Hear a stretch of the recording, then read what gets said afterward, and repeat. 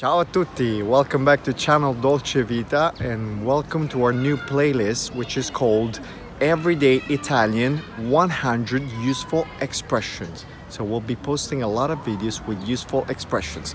So let's start off with something very useful if you're in a restaurant. The expression for today is when you ask a waiter for a table, you can ask for one, for two, for three, for four people.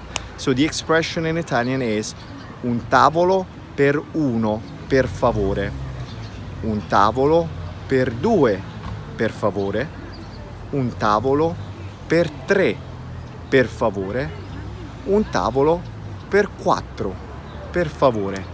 You can also add posso avere un tavolo per uno, per due, per tre, per favore. Posso avere is can I have un tavolo, a table, and so on. Now, this is something really cool which we are preparing for the future. We're working on something called mind maps, which also will be audio, and they will be available very soon, so you'll find plenty of expressions for every day, which will improve your Italian for sure. All right, so stay tuned, subscribe if you haven't done so, comment, like the video, share, let us know what you think. All right, again, this is Luca from Dolce Vita, and see you soon. Ciao, ciao.